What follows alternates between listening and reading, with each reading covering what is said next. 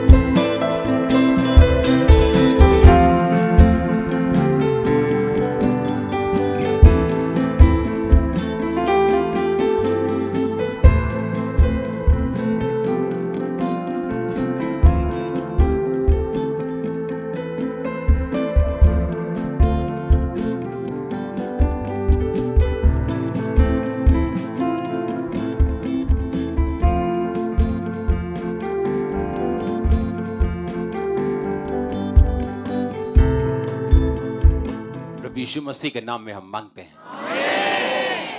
अपने हाथ को उठाओ, बोलो आज जो मैं सुनूं मैं अंगीकार करूं, उस पे चलूं, फल लेके आऊं, मेरा फल बना रहे। जो कुछ मैं सुनूं मैं दूसरों को सुनाऊं। अंगीकार करो फिर से, जो कुछ मैं सुनूं मैं दूसरों को सुनाऊं।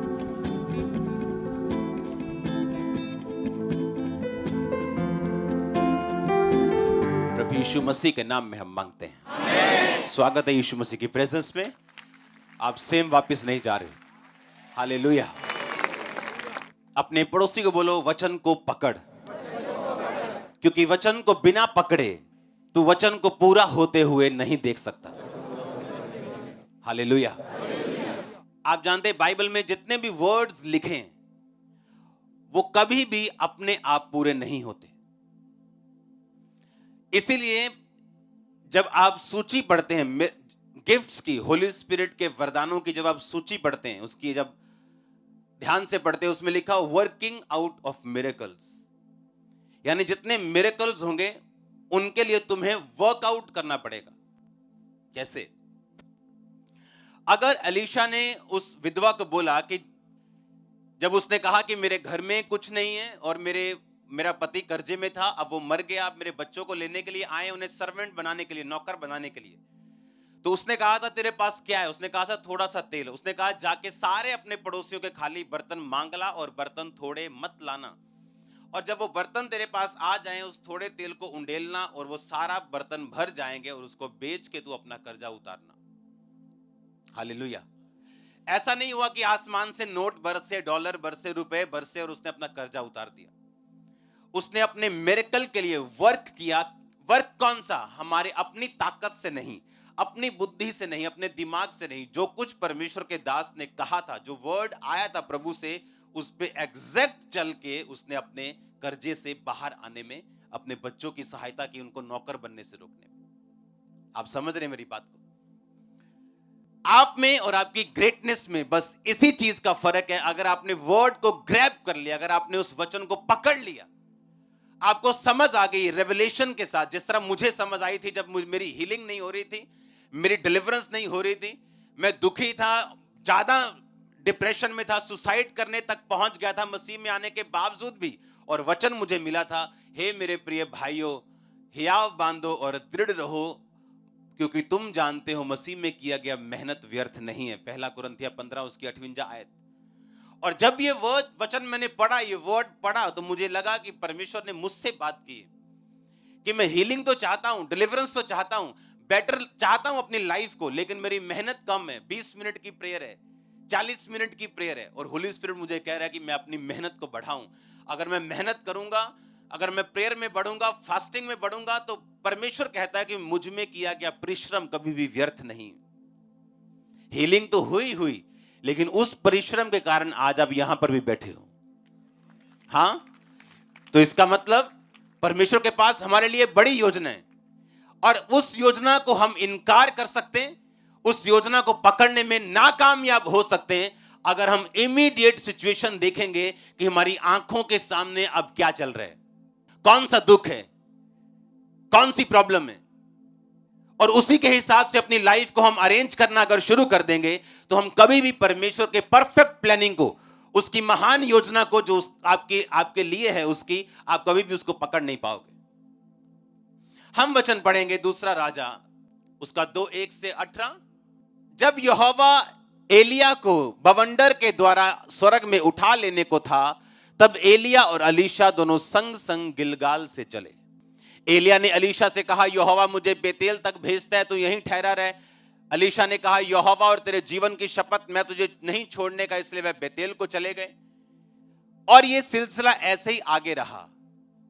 बेतेल वासी भविष्यद्वक्ताओं के चेले अलीशा के पास आकर कहने लगे, क्या तुझे मालूम है आज यहोवा तेरे स्वामी को ऊपर उठा लेने को है? उसने कहा, हां मुझे भी मालूम है, तुम चुप रहो। एलिया ने उससे कहा, हे अलीशा, यहोवा मुझे यरीहो तक भेजता है। 6 आयत में लिखा, फिर एलिया ने कहा, यहोवा अब मुझे यरदन तक भेजता है, तो यहीं ठहरा रहे। उसने कहा, यहोवा तेरे जीवन की शपथ, मैं तुझे नहीं छोड़ने का। अतः वो दोनों आगे चले। भविष्यद्वक्ताओं के चेलों में 50 जन फिर दूर खड़े हुए, यरदन के किनारे खड़े हुए। एलिया ने चद्दर निकालकर ऐंठी जल पे मारी, वो जल 2 भाग हुआ और वो दोनों नदी के पार उतर गए। पार उतरने पर एलिया ने अलीशा से कहा, इससे पहले कि मैं तेरे पास से उठा लिया जाऊं, जो कुछ तू चाहे मैं तेरे लिए करूं वह मांग। एलीशा ने कहा, तुझमें जो आत्मा है उसका दुगना भाग मुझे मिल जाए। एलिया ने कहा, तूने कठिन बात मांगी है, तो भी यदि तू उठा लिए जाने के बाद मुझे देखने पाए तो ऐसा ही होगा, नहीं तो ना होगा। वे चलते चलते जा रहे थे, अचानक अग्नि में रथ और अग्नि में घोड़ों ने उनको अलग अलग किया और एलिया बवंडर में होकर स्वर्ग पर चढ़ गया। और अलीशा देखता और पुकारता रहा, हाय मेरे पिता, हाय मेरे पिता, हाय इजराइल के रथ और सवारों। जब वह उसको फिर देखना पड़ा, तब उसने अपने वस्त्र पकड़े और पकड़कर 2 भाग कर दिए। तब उसने एलिया की चद्दर उठाई जो उस पर गिरी थी, और वह लौट गया और यरदन के तट पर खड़ा हुआ, और एलिया की चद्दर जो उस पर गिरी थी पकड़कर उसने जल पे मारी, और एलिया का परमेश्वर यहोवा कहां है पुकारा। जब उसने जल पर मारा तो जल इधर उधर 2 भाग हो गया और अलीशा पार हो गया। ये देखकर भविष्यद्वक्ताओं के चेले जो यरीहो में उसके सामने थे कहने लगे, एलिया में जो आत्मा थी वो अलीशा पर ठहर गई है। अतः वे उसको मिलने के लिए गए और भूमि पर झुककर उसको दंडवत किया। अब ध्यान से सुनना, अगर आपका बेटा आपको यह कहे कि आपके पास 1 करोड़ रुपया है, लेकिन आपके जाने के बाद आप मुझे 2 करोड़ देके जाओगे, ऐसा हो सकता है? ऐसा हो सकता है? क्या हो सकता है ऐसा? आपके पास 5 मरले का प्लॉट है, आपका बेटा कहे आपके बाद ये मुझे 10 मरले चाहिए, हो सकता है क्या ऐसा? नहीं हो सकता। तो जो चीज मेरे पास है ही नहीं है, मैं आपको कैसे दे सकता हूं? एलीशा ने कहा एलिया से कि जब तू उठा लिया जाएगा तो जो तुझ में है दुगना, फिर से पढ़ेंगे उस आयत को। कहता उसका जो आत्मा है तुम में, उसका दुगना भाग मुझे क्या हो, मिल जाए। अब हमें यह समझने की जरूरत है वो कौन सा दुगना भाग था। क्या वो दुगना मसा था एलिया का? वो दुगना मसा कैसे दे सकता है? अगर मेरे पास 4-5 वरदान हैं, मैं अपने सन को 9 वरदान का इंपार्टेशन कैसे कर सकता हूं? व्यवस्था विवरण में इस चीज का जवाब है। व्यवस्था विवरण लिखा है, वह यह जानकर कि अप्रिया का बेटा मेरे पौरुष का पहला फल है और जेठे का अधिकार उसी का है, उसको सारी संपत्ति में से 2 भाग देकर जेठांसी माने। परमेश्वर ने पुराने नियम में नियम ठहराया था, अगर आपके घर में जेठा बेटा है, जो बड़ा बेटा है, उसको बाकी बच्चों से दुगना भाग मिलेगा। यानी अगर आपके 4 बेटे हैं या 5 बेटे हैं आपके, हां, और आपके पास 100 रुपए है, तो हर एक के हिस्से कितने आए? 20-20। लेकिन परमेश्वर ने कहा नहीं, ऐसा नहीं करना। अगर तुम्हारे 5 बेटे हैं तो तुम 6 भाग करना 100 रुपए के, यानी 17 से थोड़ा कम, 16 रुपए कुछ पैसे, और उसके 6 भाग करना, 2 भाग पहले बेटे को दे देना, यानी 33 रुपए कुछ पैसे, पहले बेटे को दे देना और बाकी को 16-16 रुपए तुम दे देना। कितनों को समझ आई मेरी बात? यानी अगर आपके 4 बेटे हैं और 100 रुपए आपके पास है, 25-25 सबके हिस्से आते हैं, आते कि नहीं? कहता तुम 25-25 मत करना, तुम उस 100 रुपए के 5 हिस्से करना, यानी 20-20-20-20-20। पहले वाले को 40 दे देना और बाकी 3 को 20-20 देना। ये हुक्म था परमेश्वर का कि जो जेठा बेटा हो वो बाकियों से दुगना भाग पाए। अब अगर आप ध्यान से पढ़ें, अलीशा जो था उसके पास 50 चेले आए, एलिया के और भी चेले थे, उसका प्रोफेटिक स्कूल था उसका, जहां उसके वो साथ रहते थे, उसकी चीजों को पूरा करते थे, काम को पूरा करते थे। उन सबको मालूम था कि एलिया आज जीवित स्वर्ग पे चढ़ाए जाने वाला है, क्योंकि उस प्रोफेटिक अनॉइंटिंग के कारण जो एलिया के ऊपर थी, सब में वो मसा काम करता था। और सब एलीशा के पास आके बोलते हैं, ए तुझे पता है आज तेरा गुरु स्वर्ग पे जाने वाला है? कहता चुप करो, मुझे मालूम है। इसमें मैं कहना क्या चाहता हूं, एलीशा ने क्लेम किया कि मैं तुम्हारा बड़ा बेटा हूं। बड़ा बेटा वो था नहीं, कोई और चेला भी पुराना हो सकता था उसके ग्रुप में, जो उससे 20 साल से जुड़ा हो, और एलिया भी 4 साल से जुड़ा हो, अलीशा भी 4 साल से जुड़ा हो, एलिया का 20 साल पुराना चेला हो, और अलीशा भी 4 साल से आया। पर अलीशा ने अपने कर्मों से, आप समझ रहे मेरी बात, कि एलिया के पास रहना पॉसिबल नहीं था, उसके पास रहना बड़ा मुश्किल था, चेले डरते थे उससे, और इसलिए वो उसके पास नहीं रहना चाहते थे। पर जो अलीशा था उसके हाथों और पांव को वो धुलाता था, और लोगों में मशहूर था कि ये वाला अलीशा, ये वाला जो छोटा सा चेला है ना, ये हाथ पैर धुलाता है, ये छोटा काम करता है। लेकिन बाकी जो चेले थे उन सबको ये नॉलेज थी, प्रोफेटिकली नॉलेज थी कि हमारे गुरु ने, हमारे फादर ने आज स्वर्ग पे चढ़ाए जाना है। लेकिन किसी के पास भी इतनी ताकत नहीं थी और इतना हियाव नहीं था कि वो एलिया के को बोल सके कि मैं तेरा जेठा हूं, क्योंकि जेठा एक ही होता है। आप समझ रहे मेरी बात? और एलिया जो था वो रिजेक्ट करता था लोगों को। उसने कहा एलीशा भाग जा यहां से, मैं बेतेल तक जा रहा हूं, मुझे तो तेरी जरूरत नहीं, चला जा। और एलीशा भी बोलता था अच्छा हाँ साल हो गया मैंने हाथ पैर तो आंदे हूं लोड़ नहीं है, चलो ठीक है, फिर अहीं भी बाकी ना मिल जाने, भी तो बैठे ही है पे आ जाने। पर उसने कहा यहोवा की शपथ, तेरी शपथ, मैं तेरे साथ हूं। एलिया ने फिर रिजेक्ट किया, अब यहोवा मुझे यरीहो तक भेजता है, भाग जा यहां से, नहीं। अब यहोवा मुझे यरदन तक भेजता है, नहीं, मैं तेरे साथ ही हूं। अच्छा बता तुझे क्या चाहिए? उसने कहा अब मुझे दुगना भाग चाहिए, डबल पोर्शन चाहिए मुझे, मैं जेठा होने को क्लेम करता हूं। कितने मेरी बात को समझ रहे हैं? अगर आप यहां बैठे हैं और वचन के ऊपर आपने क्लेम नहीं किया, आपने फाइट नहीं की, आपने अपने आप को दिखाया नहीं, आप उन्हीं 50 चेलों की तरह खाली रह सकते हैं और कोई एलीशा अपनी गवाही देके चला जाएगा। आप समझ रहे मेरी बात? मैं हीलिंग चाहता हूं, मैं चाहता हूं मेरा बेटा नशा छोड़ दे, मैं चाहता हूं मेरा फाइनेंस बढ़ जाए। अच्छा फाइनेंस बढ़ जाए, कभी टाइथ दिया? नहीं। स्पेशल बीजों को बोया? नहीं। हेल्प करते हो किसी की? नहीं। तुम उन्हीं 50 में से हो जिनको मालूम था एलिया जाने वाला है, पर कभी पीछा नहीं किया। तुम उन 50 में से हो। पर जो अलीशा था वो वचन पे क्लेम कर रहा था, उस पे प्राइस पे कर रहा था। प्राइस क्या था? दुखी होके भी वो उसका पीछा कर रहा था, रिजेक्ट होने के बावजूद वो उसका पीछा कर रहा था, क्योंकि आत्मा में कोई भी जेठा नहीं था। आत्मा में आप फॉलो करके जेठा बनते हो। आप समझ रहे हो? हां, जेठा मतलब जिम्मेवारी, जिम्मेवारी, ज्यादा काम। मोस्टली जो घरों के जेठे हैं उनकी कंप्लेंट होती मेरे मम्मी डैडी छोटे से ज्यादा प्यार करते हैं, होती कि नहीं? वो क्यों?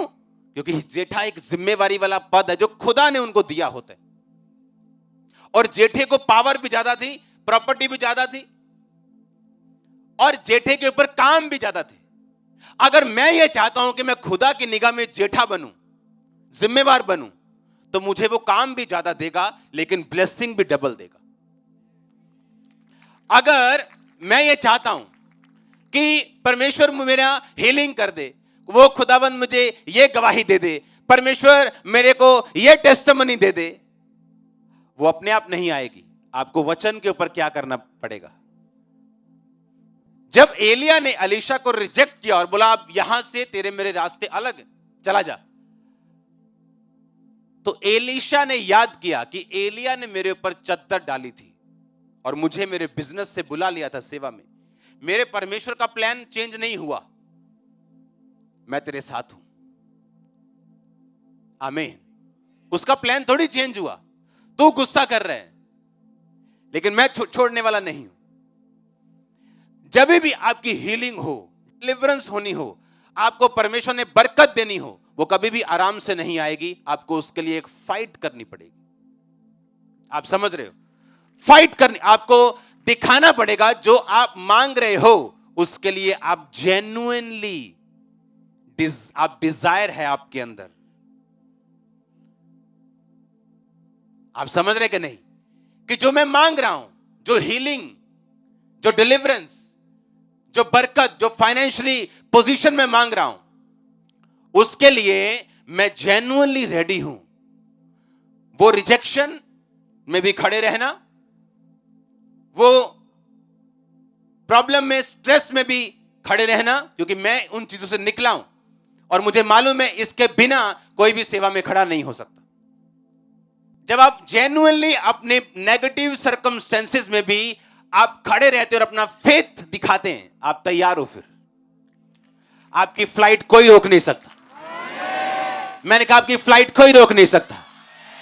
आप अपने परिवार के साथ यहां बैठे होंगे यीशु मसीह के नाम में। आमीन। ऊंचा ये आशीष आपकी है चर्च। कोई भी जिसके पास 1 करोड़ है अपने बेटे को 2 करोड़ नहीं दे सकता। मूसा ने कहा ये काम मेरे लिए भारा है, मैं क्या करूं? परमेश्वर ने कहा कुछ अपना आत्मा सब में डाल, कुछ कुछ लोगों में डाल, अपना आत्मा कुछ कुछ लोगों में डाल। कुछ लोग चुने गए, उसने अपनी स्पिरिट में से इंपार्टेशन करके कुछ लोगों को भरा और वो भी भविष्यवाणी करने लगे। हाँ या ना? ये वही दुगने भाग की बात कर रहा था एलीशा, कि एलिया जब तू जाएगा मैं तेरा जेठा हूं, मैंने साबित किया। देख, सबको मालूम था कि तू उठाया जाने वाला है, लेकिन किसने तेरा पीछा नहीं किया। यानी क्रिश्चियनिटी में कोई भी वचन, चाहे वो हीलिंग का हो, चाहे वो डिलीवरेंस का हो, चाहे वो ब्लेसिंग का हो, फाइनेंशियल डिलीवरेंस का हो, कोई भी अपने आप पूरा नहीं होता। आपके कर्म, आपका फेथ और खड़े रहना और अड़े रहना उस वचन को पूरा करता है। क्योंकि याद रखो, परमेश्वर आपका कर्जदार नहीं है कि वो इस वचन को आपकी लाइफ में जबरदस्ती पूरा करे कि मेरे कोड़े खाने से तो चंगा हो चुका है। उसने आपका कर्जा नहीं देना है। अगर वो आपको नहीं करेगा, आप उसको कोर्ट में नहीं लेके जा सकते। आपको बाय फेथ लेना है परमेश्वर से। परमेश्वर के साथ भीड़ घूम रही, कोई इधर से छू रहा है, कोई इधर से पकड़ रहा है, लेकिन एकदम से परमेश्वर बोलते ए किसी ने मुझे छुआ है। चले गए थे, नहीं परमेश्वर भीड़ छू रही। यीशु मसीह ने कहा नहीं, किसी ने बाय फेथ मुझे छुआ है, किसी ने मेरे अंदर से निकाली है वो चीज, वो हीलिंग, वो डिलीवरेंस, वो सामर्थ निकली है मुझ में से। यानी जीसस क्राइस्ट खुद, जीवित परमेश्वर खुद, एकमात्र दुनिया का परमेश्वर खुद चल रहा है और लोग उसको छू रहे हैं और कुछ नहीं हो रहा। लेकिन एक बाय फेथ छू रही है और ले रही है। यह फर्क है। हालेलुया। यानी कुछ भी अपने आप नहीं होगा। चर्च किस लिए है? ताकि ये वर्ड को मैं ग्रैब कर सकूं। जिस दिन मुझे मालूम हुआ कि मुझे टाइट देने, जिस दिन मुझे मालूम हुआ मुझे प्रेयर करनी, जिस दिन मुझे मालूम हुआ मुझे पवित्रताई में चलना है, बस वो दिन था वचन को पकड़ के रखा और रिजल्ट लेके आए। शैतान आपको भरमाने की कोशिश करेगा, 100% करेगा। नेगेटिव सर्कमस्टेंसेस आएंगे, 100% आएंगे। निराशा आएगी, 100% आएगी। ये परमेश्वर की गवाही का, प्रोसेसिंग का, एक व्यक्ति के बनने का मसीह में ये हिस्सा है। परसिक्यूशन होगी, 100% होगी। आप भला करेंगे, लोग बुरा करेंगे, 100% होगा। पर आप एक जगह ऐसे, एक दिन ऐसे बैठ जाएंगे, ऐसी पोजीशन पे आपको ये मजा आएगा और आपको फक्र फील होगा कि खुदावंद ने ऐसी चीजें मुझे दी, इसलिए मैं यहां खड़ा हूं। लेकिन फिर मैं कह रहा हूं कि वचन अपने आप पूरा नहीं होगा, उसके लिए मेहनत, खड़े रहना, बाय फेथ। सबको मालूम था, सब आगे बोल रहे थे अलीशा आज एलिया जा रहा है, कहता शट अप, चुप कर, मुंह बंद रख, मुझे मालूम है जा रहे वो। फिर आगे पहुंचता है, फिर चेले मिलते हैं नए नए, अलग अलग जगह, कितने हजारों चेले थे। एलीशा जा रहा है आज, एलिया जा रहा है आज, एलीशा आज तेरा गुरु जा रहा है, एलिया शट अप, चुप करो, मुझे मालूम है। और किसी ने पीछा नहीं किया उसका। अगर उन्होंने पीछा नहीं किया तो उस मस्से के भी वो हकदार नहीं थे। कौन परमेश्वर से ब्लेसिंग ले सकता है? कौन ये चीजें को ले सकता है? कौन उन वायदों को जो आपको मालूम है ये मेरे लिए, वो 20 साल से बेबी ना होना, चर्च में बड़े रहना, खड़े रहना, अड़े रहना, उन प्रोमिसेस के ऊपर, उन वायदों के ऊपर जो परमेश्वर ने किए, और अपनी लाइफ को मेंटेन रखना स्पिरिचुअली, ये साबित करता है आप तैयार हो उसको लेने के लिए, और कोई दुनिया की ताकत आपको रोक नहीं पाएगी। परमेश्वर ने कहा था जो जेठे होंगे उनको दुगना भाग मिलेगा, और उस दुगने भाग का एलीशा क्लेम कर रहा था अपने कर्मों से। और फिर उसने कहा ठीक है, तेरे कर्म तो ये साबित करते हैं कि तू इस दुगने भाग का हकदार है, पर मैं तुम्हें अब भी जांचना चाहता हूं कि जब अग्निमय रथ मुझे उठा के लेके जाएंगे, क्योंकि वो आत्मिक रथ होंगे, अगर तू उन्हें अपनी आंखों से देख पाया, इसका मतलब तू भी आत्मिक है। यानी परमेश्वर का पीछा करना, टाइट देना, प्रेयर करना, बाइबल पढ़ना, रोजे रखना, पवित्रता में रहना, और उसके साथ ये सब कुछ जेन्युइनली करना, आत्मिक रूप से करना। कोई सेवा भी करना तो आत्मिक रह के करना, किसी को दिखाने के लिए नहीं, निगाह में आने के लिए नहीं। एलिया ने कहा अगर ऐसा है, अगर तू मुझे देख पाया, इसका मतलब तू आत्मिक है, तेरा शारीरिक पार्ट पूरा हो गया, अगर आत्मिक भी पूरा हो गया तो वो दुगना भाग तेरे पे आ जाएगा। और जैसे ही वो उड़ा, उसने कहा हाय मेरे पिता, वो चद्दर उतरी, उसने चद्दर पकड़ी, जाके उसी नदी पे मारी, वो 2 भाग हुई। जितने चेले आराम से रिलैक्स कर रहे थे, अब एलीशा के पैरों में आके गिरते हैं, कहते अब वो आत्मा तुझ पे ठहर गया। जो पहले उनकी मेहनत, एलीशा की मेहनत उनको बेवकूफी लग रही थी, बाद में वही एलीशा उनका अगुआ बन गया था। आप समझ रहे हैं? आज वही रिश्तेदार जो आपको मूर्ख मूर्ख कह रहे हैं, कल ऐसे हाथ जोड़ के खड़े होंगे। मैं सच कह रहा हूं, मैं घमंड में नहीं कह रहा, ये देख लो हाथ ऐसे, मैं सच कह रहा हूं, ऐसे जोड़ के खड़े होंगे। मैं सच कह रहा हूं, मैं घमंड में नहीं कह, मैं सच, ये प्रोफेटिक वर्ड दे रहा हूं। आप कितना पकड़ के रखते हैं वचन को, नेगेटिव से नेगेटिव सर्कमस्टेंसेस अपने माइंड को तैयार करके रखो। हर एक आपको मालूम, फौजी की कभी ट्रेनिंग देखी है? एक फौजी होते हैं, उसके बाद एक स्पेशल फोर्सेस होती हैं, फौजियों में से उनको चुनते हैं स्पेशल फोर्सेस। उनको जो प्रॉब्लम्स देते हैं वो क्यों उनको डंडे मारने, उनके गरम गरम रॉड लगाने, कभी पानी में कभी बर्फ पे लिटा के मारना, क्यों? उनको इस पोजीशन तक वो तैयार कर देते हैं कि किसी भी नेगेटिव सर्कमस्टेंसेस के अंदर भी ये बंदा टूटेगा नहीं। और उनकी तैयारी में कितनी बड़ी परसेंटेज भाग जाती है, वो तैयार नहीं कर पाते, वो बन नहीं पाते, क्योंकि जो आने वाला टाइम है परमेश्वर जानते हैं, अगर अब मैं इसको तैयार नहीं करूंगा, अगर अब ये वर्ड पे खड़ा रह के उन चीजों को मुझसे नहीं लेगा, तो आने वाले टाइम में खड़ा नहीं रहेगा। आपने मिनिस्ट्री को देखा, हां, सब कुछ देखा, विरोध देखा, मतलब हिलना तो दूर की बात, मतलब ऐसे भी नहीं हुआ, आंख भी नहीं ऐसे हुई। सुनो, कारण क्या? शुरू से परमेश्वर ने रेडी किया उस रीति के साथ। मौत को करीब से देखना, निराशा के गड्ढे में नीचे जाना, एंड तक जाना, हर चीज को देख लेना, उसके बाद आपके अंदर डर नहीं रहता। हालेलुया। आपको मालूम है परमेश्वर आपके साथ है, और आपको रिजल्ट लेना आ जाता है। आपको मालूम होता है कि रिजल्ट अपने आप नहीं आएगा। रिजल्ट सिर्फ ये पढ़ के कि परमेश्वर ने मेरे लिए ऐसा कर दिया, लेकिन मेरी लाइफ में पर्सनली होगा जब मैं ग्रैब पकड़ लूंगा उस रेवलेशन को अपनी लाइफ में, हर बंदे के लिए रेवलेशन अलग है। यहां एक बंदा बैठा हो सकता है जिसको व्यभिचार की कोई प्रॉब्लम नहीं, उसकी लाइफ में व्यभिचार करना है ही नहीं, उसको नेचुरली वो उसके अंदर नहीं, पर उसको पैसे का लालच है। कोई ऐसा बैठा है जिसको पैसे का कोई लालच नहीं, ईमानदार है, लेकिन उसको व्यभिचार की प्रॉब्लम है। कोई ऐसा है जिसके अंदर झूठ की प्रॉब्लम है, झूठ बोलता है वो। कोई ऐसे है जो फोकस नहीं रख, हर एक बंदे की प्रॉब्लम अलग है और उसके लिए वचन अलग है। और जब आप वचन पढ़ते हैं और आप पकड़ लेते हैं कि पवित्र बन जिस तरह तेरा बुलाने वाला पवित्र है, कोई बिना पवित्रताई के परमेश्वर को देख नहीं सकता, यानी परमेश्वर के कामों को जीवित इंडिविजुअली अपनी लाइफ में एक्सपीरियंस नहीं कर सकता। और जब आप वचन पढ़ते हैं और उसे पकड़ लेते हैं कि ये वचन मेरे लिए, मेरी कमजोरी चोरी है, मेरी कमजोरी व्यभिचार है, ये वचन मेरे लिए, ये वचन मेरे लिए, ये वचन मेरे, आप उसको पकड़ लेते हैं और उस वचन पे चलना शुरू करते हैं, अपनी लाइफ को मेंटेन करना शुरू करते हैं, आपकी एक स्पिरिचुअल जर्नी शुरू होती है, जहां से जब आप चलते चलते चलते चलते और परमेश्वर आपको ब्रेक थ्रू देना शुरू करता है, वो आपके लाइफ में साबित करना शुरू करता है, वो चीजों को बनाना शुरू करता है। आपको मालूम होना शुरू होता है कि हां, मुझे इस वर्ड पे मेरी लाइफ के लिए मुझे काम करना जरूरी है। आमीन। मुझे काम करना होगा, जिस विषय में मैं चाहता हूं परमेश्वर मेरी जिंदगी में काम करे, मुझे उस वचन को लेना होगा, मुझे अपनी लाइफ को बिल्ड करना होगा और उसके बाद सब कुछ तैयार है। हालेलुया।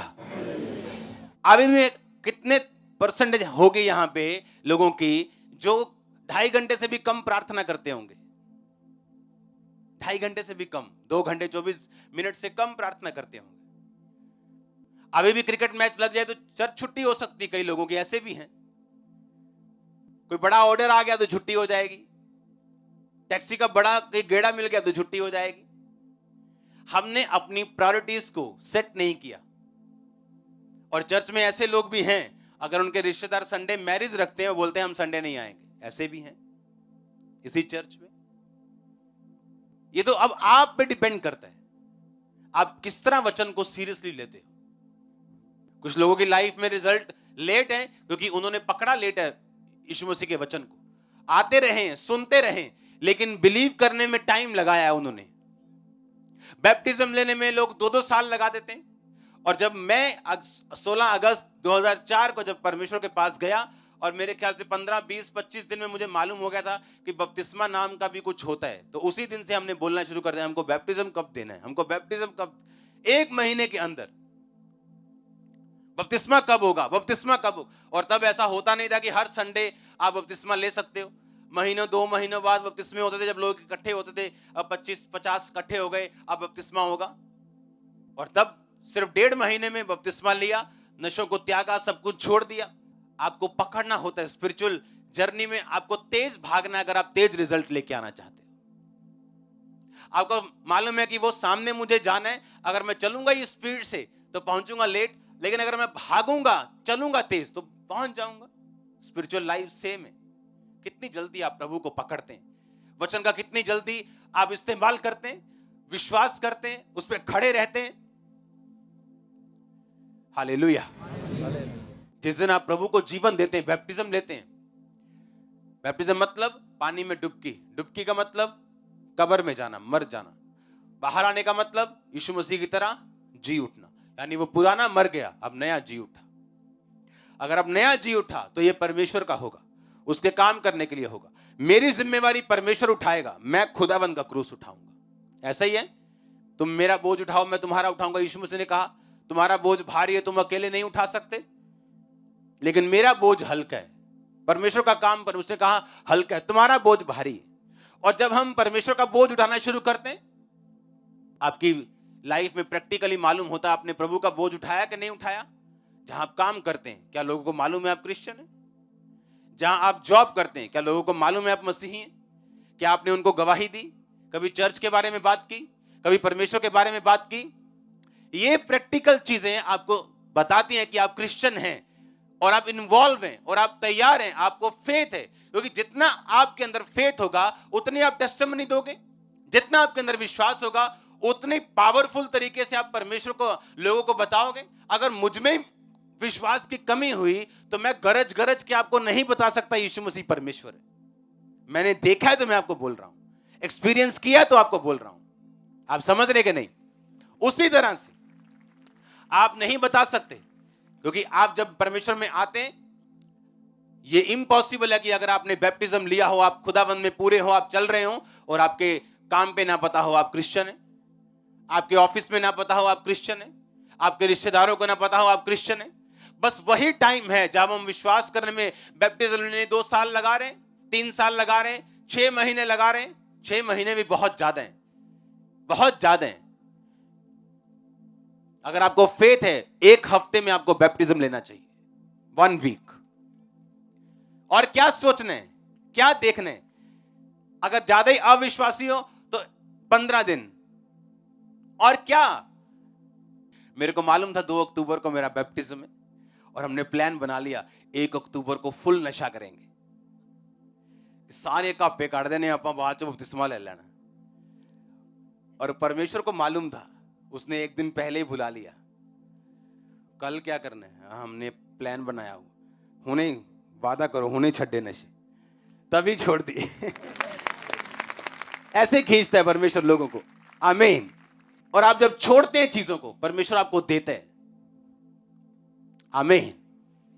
अगर आपके अंदर फेथ है, यीशु मसीह परमेश्वर है, आप लोगों को बताएंगे, आपके पड़ोसी को मालूम होगा आप संडे चर्च में हो। और यही चीजें, जितना आप परमेश्वर का अंगीकार करोगे उतना ही परमेश्वर की जिम्मेवारी बनती है आपकी, आप समझते हो? उतना ही परमेश्वर की आप उसकी प्रॉपर्टी बनते हो। फिर जितना आप अंगीकार करते हो कि वो मेरा परमेश्वर है, उतना ही वो अंगीकार करता है कि ये मेरा बेटा है, ये मेरी बेटी है। और जितने हम छुपते हैं उतना ही वो छुपता है। हमें लगता है कि हमें अभी रिश्तेदार को नहीं बताना है। आपको लगता है जितनी शर्म आपको आ रही है उससे 1 लाख गुना ज्यादा शर्म यीशु मसीह को आ रही है दूतों को यह कहने में कि ये मेरी संतान है। उसने कहा अगर तुम मुझे मान लोगे लोगों के सामने, मैं भी स्वर्गीय पिता के सामने मान लूंगा, दूतों के सामने मान लूंगा कि ये मेरी संतान है। और इसीलिए जो लोग गवाही ज्यादा देते हैं, काम ज्यादा करते हैं, परमेश्वर के विषय में एक्साइटेड ज्यादा रहते हैं, वो ज्यादा ब्लेस होते हैं दूसरे लोगों से, क्योंकि उनको मालूम है कि कौन सी वायर से करंट आ रहा है, परमेश्वर का कौन सा कनेक्शन है जहां से सब चीजों की सप्लाई परमेश्वर कर रहा है आपकी लाइफ में। हालेलुया। और यही रीजन है और यही कारण है। सुनो मेरी बात, आप जितने सुनो, जब तक हम वचन को पर्सनली नहीं लेंगे, बोलो अपने पड़ोसी को पर्सनली लेना, तब तक आप रिजल्ट नहीं ले सकते। आप जानते हैं पिछले कई महीनों में बहुत सारी चर्चिस को हमने बनाया, लेकिन हर चीज को इंटरनेट पे मैं नहीं देता। इंटरनेट पे वही चीज जाती है चैरिटी की या कोई ब्लेसिंग की, जिसको देखकर जो मिनिस्ट्री को हजारों सन्स फॉलो करते हैं, चर्चिस फॉलो करती, वो सेम वैसा कर सके। क्योंकि मैं हर एक व्यक्ति को पर्सनली गाइड नहीं कर सकता हर एक चीज के लिए कि आज मैं ये करने जा रहा हूं, सीक्रेटली तुम भी ये करो। समझ रहे हो कि नहीं? कुछ चीजें को इंटरनेट पे डालना पड़ता था कि वो देखें और सीख जाएं। मैं ऐसे बहुत से लोगों से मिला हूं जो स्पिरिचुअल हैं, पास्टर्स, पर फाइनेंशियली वो ब्लेस नहीं थे। पता है क्यों? खुद टाइट नहीं देते। और है स्पिरिचुअल, प्रेयर पूरी है, मसा कंप्लीट है, चर्च बहुत बड़ा नहीं पर कोई प्रॉब्लम नहीं, स्पिरिचुअल है बंदा, आत्मिक है, पावरफुल है, बट फाइनेंशियली तंग है। क्यों? क्योंकि जो लोगों को बताया खुद फॉलो नहीं। और मेरी पर्सनल लाइफ में ये रूल है कि इधर से परमेश्वर ने मुझे मेहनत दी, तभी कटिंग। 10% बहुत छोटा है हमारे लिए। इसीलिए आप देखते हो कि इस चर्च के साथ कोई ऐसी यूएसए की मिनिस्ट्री नहीं, यूके की, जो हमें 50-50 करोड़, 10-10 करोड़, 2-2, 4-4 करोड़ भेज रही हो। शुरू से लेके अब तक, जब किसी चर्च का काम होता था 5-7 लाख तब चाहिए होता था 10 साल पहले, और लोग बोलते थे हम आपके पुलपिट पे आएंगे, प्रीच करेंगे, आपको जाते जाते 8 लाख का चेक दे जाएंगे। और परमेश्वर बोलता था नहीं लेना, बिना छत के बैठो, कोई प्रॉब्लम नहीं। इसीलिए आज आप एक मास्टरपीस बना रहे हो।